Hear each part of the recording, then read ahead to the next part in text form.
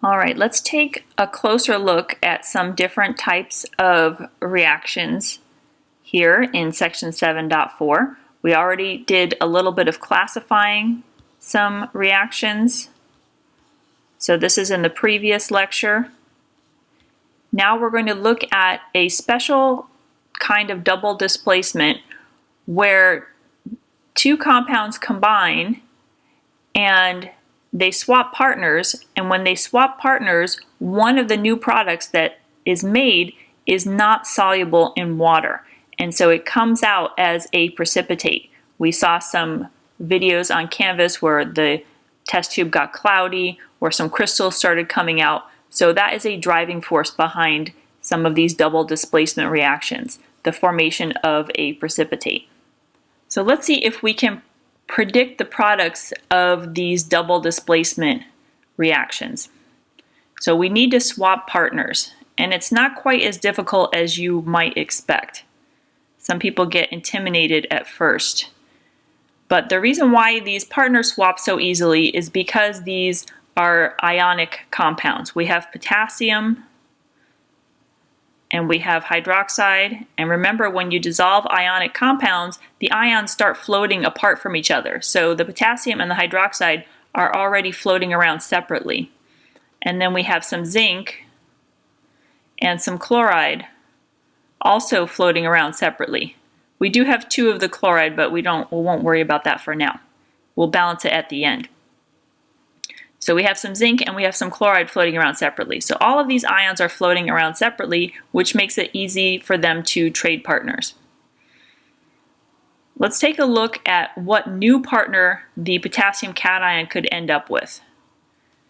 So it could end up with hydroxide anion, but that would not be a new partner, that would just be the same old partner. So let's go ahead and see if we could find what the different new partner is. Zinc would not make a good partner for potassium because they are both cations. We could not form a zero charge neutral compound by combining these two cations. So that is not going to work. So we'll keep looking, and potassium could form an ionic compound with chlorine. And the formula for that would be 1 potassium and 1 chlorine. So that's why I didn't keep the 2 in front of the chlorine. I didn't want you to write the wrong formula and say that it was KCl2. That is not the correct formula for potassium chloride. We can see that we need a 1-to-1 ratio. So this is the formula for potassium chloride. You should get the formula correct first and worry about balancing equations later. We already know how to balance reactions, so that's not an issue. We can do that later. Okay, well, if potassium ended up with chlorine, then that means zinc must end up with hydroxide. Remember, when you write the formula for zinc hydroxide, the metal is listed first, the cation comes first, and we also need a neutral compound, a zero charge. So we're going to need 2 of this hydroxide, not just 1. The correct formula for zinc hydroxide is this. Okay, so we have the correct formulas. Let's go ahead and balance these now. So on the left side of the equation, we have 1 potassium, 1 hydroxide, 1 zinc, and 2 chlorine. Let's write these in the same order. On the right side, we have 1, 2, 1, and 1. And we do not have a match here. Okay, so first of all, we need more chlorine on the right, or more chloride ion, because we started with 2. We should still have 2. Let's increase that by putting a 2 in front of the potassium chloride, not by changing the formula of potassium chloride.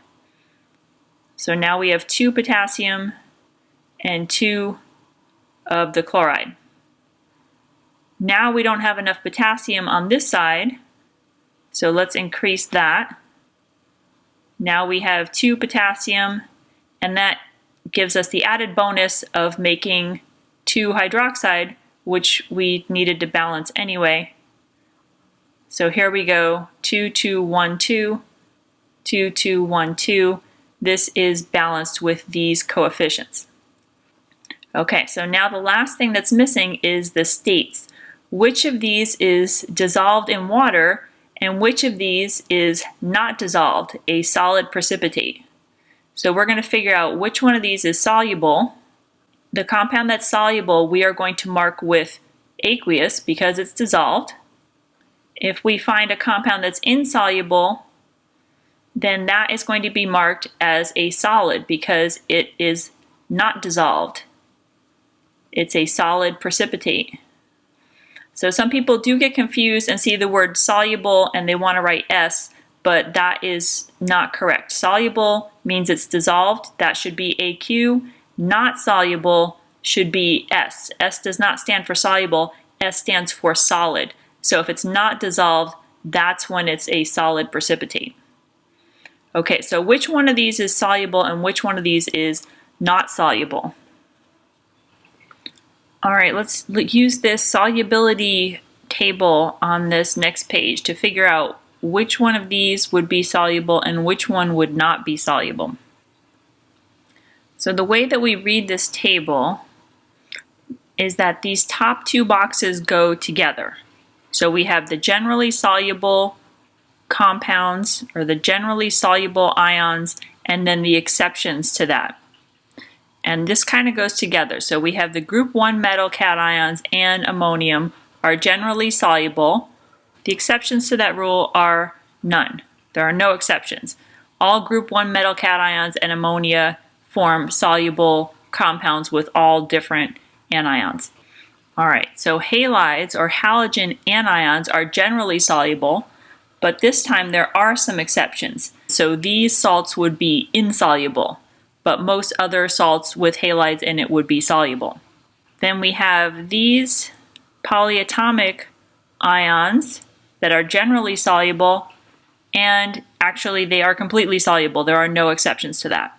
And then we have the sulfate ion, which is generally soluble, but there is this list of exceptions over here. These cations would not form soluble compounds with sulfate, but most other cations would form soluble compounds with sulfate. Then we have these two boxes that go together here. We have things that are generally insoluble. So carbonate, chromate, phosphate, and sulfide are generally insoluble unless they are paired with a group 1 metal or ammonium, because we know that group 1 metals and ammonium are very soluble. So these would be soluble. Most other salts of carbonates, chromates, phosphates, sulfide would not be soluble. And then we have hydroxide, usually insoluble, but it can be soluble if it's paired with a group 1 metal or barium. So here we have potassium, which is a group 1 metal, and we have chloride, which is a halide, and both of these things are generally soluble, and these exceptions do not apply. So this one would be soluble. Hydroxide is one of our generally insoluble ions, unless it's paired with a group 1 metal, but zinc is not a group 1 metal, so this would still be insoluble. It's not an exception to that. So we have a soluble compound and an insoluble compound. So our potassium chloride, since it is soluble, is going to have the AQ next to it, and our zinc hydroxide, since it's not soluble, is going to have the S next to it for a solid precipitate. And that is how we come up with the products, the correct coefficients, and the correct states for a precipitation reaction. Let's go ahead and see if we can do this next one as well. Let's start the way we did before, separating all the ions. All right, I've separated these ions for this reaction. I'm not worried about how many there are yet. We'll balance it after we get the right formulas. So calcium is a cation. It was already paired with nitrate, so we're going to find a different partner. Sodium is positively charged, so that would not be a good partner for calcium. We're going to go ahead and put calcium together with carbonate. And the correct formula for calcium carbonate is CaCO3. There's one of each because we have a positive 2 and a negative 2. Sodium and nitrate can also pair together, one of each, to make the formula NaNO3. Now we have to figure out the coefficients to properly balance this equation. I wrote them in the same order on the right so that we could balance them horizontally here. The left side has 1, 2, 2, and 1. The right side so far has 1, 1, 1, and 1. So we need a little bit more of the sodium and nitrate. We can do that by putting a coefficient of 2 in front here. That brings the nitrate and the sodium up to 2, and now we have a balanced reaction. The last thing is to determine which one is soluble and which one is not soluble so that we can include the states. So here we're back to this table, trying to figure out which of these two would be soluble and insoluble. Here we have calcium carbonate. Carbonates are generally insoluble unless it's a group 1 metal or ammonium. Calcium would not fall under this exception, so calcium carbonate is insoluble. In contrast, sodium is a group 1 metal, always soluble, no exceptions. Also, we have nitrate, which is always soluble, no exceptions. So put them together and they're definitely soluble. Since sodium nitrate is soluble, we will put that as dissolved in aqueous solution. The calcium carbonate, since it's not soluble, is a solid precipitate. So this would be the result for this precipitation reaction. Let's take a look at complete ionic equations and net ionic equations. That is a way to look more closely at what is really changing during a chemical change, a chemical reaction, if it involves ionic compounds. So what we're going to do is separate all ionic compounds that are dissolved into ions. So if it's not an ionic compound, we're going to leave it together. If it's not dissolved, we're going to leave it together. So that reflects what's happening in reality. If you have something that's a molecule, it is not falling apart when you dissolve it in water. If you have something that is not dissolving, it's not falling apart in water. But if you have an ionic compound and it's dissolved, then you dissolve it in water and the ions are floating away separately. They are indeed separate. Let's go ahead and try that. Oh, by the way, another name for this, if you're using other references, it's also called a total ionic equation. So total ionic equation and complete ionic equation are the same thing. So here we have the total or complete ionic equation. So we are going to separate lead and nitrate because lead nitrate is ionic and it is dissolved. So we have lead, there's 2 nitrates, so this must be the lead 2 ion. That is just floating around, dissolved in water. Then we have 2 of the nitrate ions, and they are floating around, dissolved in water.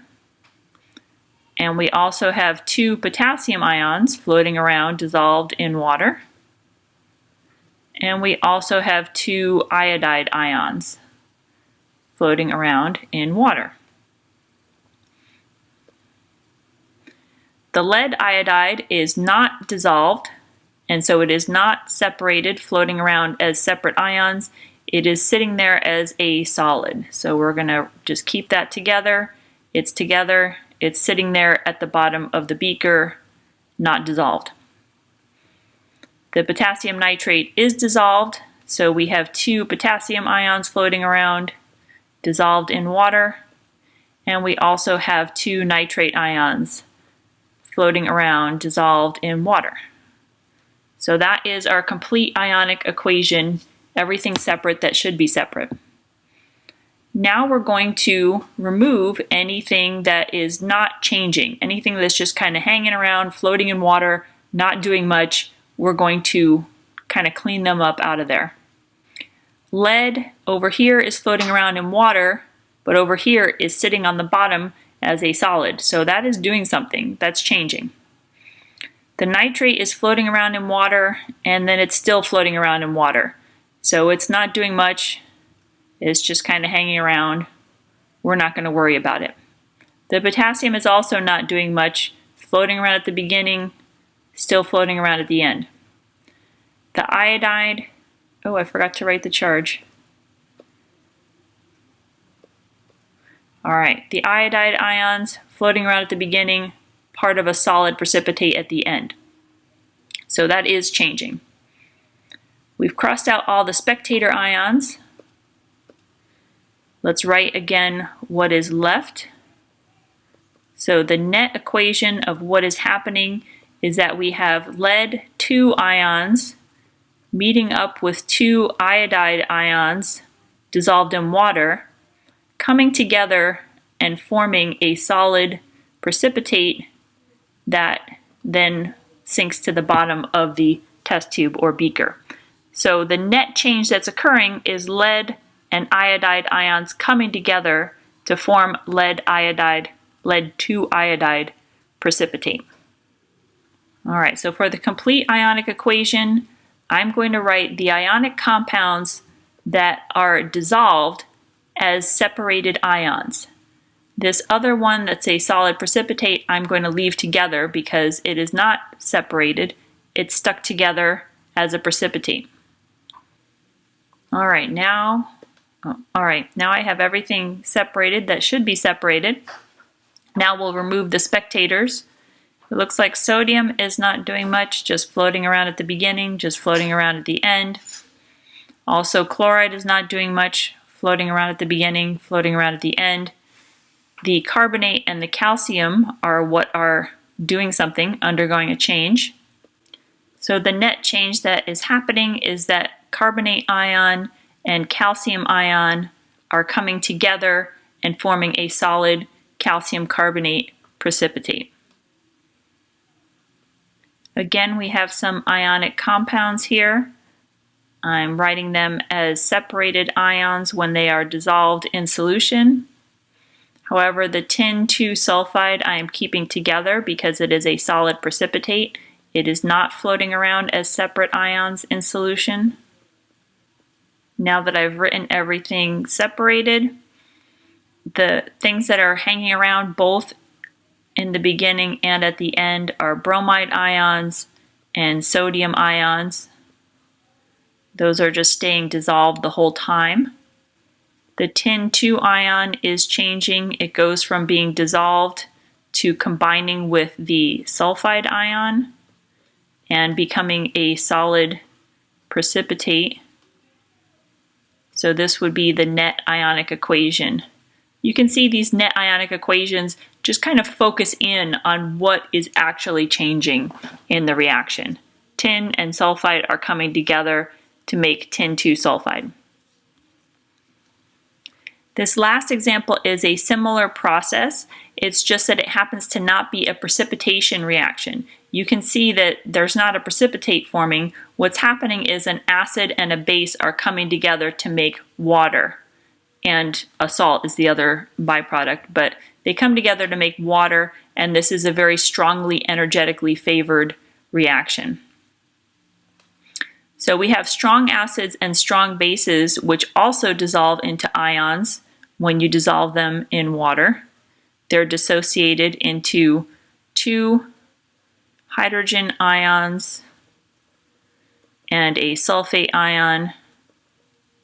The potassium hydroxide is dissociated into potassium and hydroxide.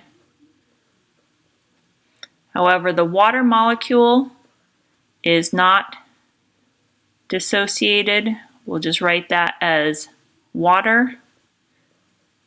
The potassium sulfate is dissociated. It's ionic and it's dissolved in water. All right, so the sulfate and the potassium are the things that are pretty much staying the same throughout this reaction. So we're going to focus on the other species here. We have 2 hydrogen ions and 2 hydroxide ions coming together to make 2 water molecules. And that is the important thing that is happening in an acid-base neutralization reaction like this. The other ions are just sort of hanging around. All right, so these ionic equations, the precipitations that we were looking at, even this acid-base, these all are a closer look that we took at these types of double displacement reactions. If you remember that first way to classify reactions, all of these reactions we have been working with have been double displacement. All these ones, even these ones, have all been double displacements. So here we have some combination and some single displacement that we're going to take a closer look at. And the way we're going to look at these reactions are from an electronic point of view. A lot of times during these combinations, during decompositions, during single displacement, what's happening is that something is transferring electrons to something else. And this is called an oxidation and a reduction. Oxidation and reduction always go together because oxidation is the loss of electrons and reduction is the gain of electrons. So we have something losing electrons and something else is picking up those electrons. If something is gaining electrons, then it's becoming more negative, or the charge is going down. If you lose electrons, remember when an element loses electrons, it becomes positively charged. The charge is going up. So just remember that. Just because electrons are negative, when you lose them, the charge increases. And when you gain them, the charge decreases. So if you want to think of electrons as a debt, if you lose your debt, you actually are getting wealthier. If you gain debt, you're getting poorer. So it's kind of like that. All right, let's take a closer look at what charges these elements have at the beginning and at the end of this reaction. So remember the classification of this reaction, we have two things going to one thing. So this is a combination. All right, let's take a look at this left side of the equation. We just have a solid piece of iron here. And it's written with no charge here because it's not charged. A solid piece of iron has each iron atom with 26 protons, 26 electrons. It is not charged. So we have iron with a 0 charge. Also, with an oxygen molecule, the overall charge of this oxygen molecule is 0 charge. These oxygens are coming together with their 6 valence electrons and they are sharing their electrons. They are not getting to 8, the full octet, by becoming an ion. So on the left side of the equation, these oxygen atoms are not the oxide anion. They are just oxygen atoms that are getting to 8 electrons by sharing electrons, not by gaining electrons. So each of these oxygens has the correct number of electrons. There's no extra electrons, so each of these oxygens has a 0 charge, and then overall the oxygen molecule has a 0 charge. So on this side of the equation, we have oxygen with a 0 charge and iron with a 0 charge. On this side of the equation, we have the compound iron 3 oxide.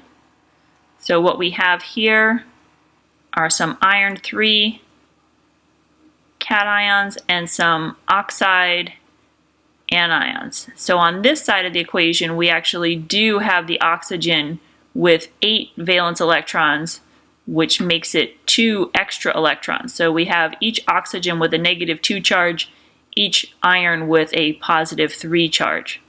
So on this side, we do have the extra valence electrons. On this side, we don't. So in this equation, we have iron changing from a 0 charge to a +3 charge. So the charge is going up. And that means it's undergoing oxidation. We have the oxygen atom going from a 0 charge to a -2 charge. We have oxygen 0 to oxygen -2. That is a decrease in the overall charge. The charge is going down, and that means it's a reduction. It's undergoing reduction. So we always have these two things happening together. If something is gaining electrons, it had to get the electrons from somewhere, so something else is losing the electrons. We have iron losing electrons, undergoing oxidation. Oxygen is gaining electrons, which is called undergoing reduction. This second reaction is also a combination. I think you'll be able to see some similarities here. We have some sodium metal. So sodium, when it forms a compound, we know forms a cation with a +1 charge. But this here is not sodium cation with a +1 charge. This is solid sodium metal. So this is sodium with a 0 charge. Similarly, we have chlorine gas, not chloride anion. So the same thing applies here. We do not have chloride ion here. We do over here. Let's go ahead and draw the sodium chloride compound. We have sodium with a +1 charge, and we have chloride with 8 valence electrons, a -1 charge over here. But on this side, for a chlorine molecule, the chlorine is getting 8 electrons by sharing, not by gaining electrons. So overall, this chlorine molecule has a 0 charge. Each of these chlorine has their 7 valence electrons. There's no extra electrons, so this is chlorine with a 0 charge over here as part of a molecule. So we have sodium with a 0 charge and chlorine with a 0 charge, and then they are coming together to form sodium chloride ionic compound as a cation and an anion. So to form this cation, it's probably becoming obvious that sodium had to lose an electron. Remember when we were drawing those Lewis structures, we went from sodium with 1 valence electron to sodium with no valence electrons. So the sodium here is going from 0 charge to a +1 charge. The chlorine here is gaining the electron. Instead of each chlorine atom having 7 valence electrons, we're going to chloride ions with 8 valence electrons. So we have chlorine going from 0 charge to -1 charge. And you can see that in the Lewis structures here as well. So here we have the charge going up, becoming more positive, and that's an oxidation. And here we have the charge going down, becoming more negative, and that is a reduction.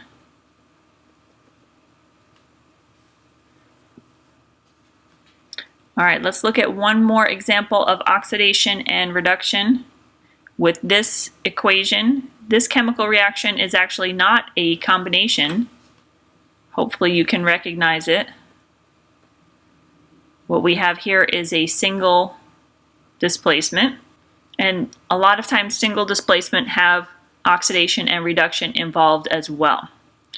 Because you'll see we have some solid zinc metal over here. That is zinc with a 0 charge. We have some hydrochloric acid here.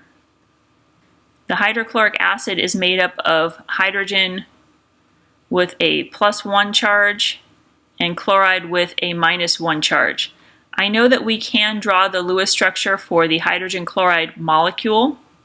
The hydrogen chloride exists as a molecule when it's a gas, but when hydrochloric acid is dissolved in water, it is a strong acid, and so it completely ionizes and separates. So we have some hydrogen with a +1 charge, chlorine with a -1 charge. On this other side of the equation, we have zinc chloride now, which is zinc with a +2 charge, chloride with a -1 charge, and then we have some hydrogen molecules. Gaseous hydrogen molecules have 0 charge, And so each hydrogen atom in that molecule has a 0 charge. So this is how these elements exist. This is like the bookkeeping of their electrons. Zinc is going from having 0 charge to having a +2 charge. The charge is going up. That's an oxidation. The hydrogen is going from having a +1 charge to a 0 charge. That is going down. That's a decrease. So that's a reduction. And then we have chlorine having a -1 charge and still having a -1 charge. So the chlorine in this particular reaction is neither being oxidized nor being reduced. There's no change in its oxidation state. So effectively what's happening is zinc is losing electrons and it's giving those electrons to hydrogen. So zinc is undergoing oxidation, hydrogen is undergoing reduction, and chlorine is keeping the same number of electrons in the beginning and the end of that reaction. It is not changing.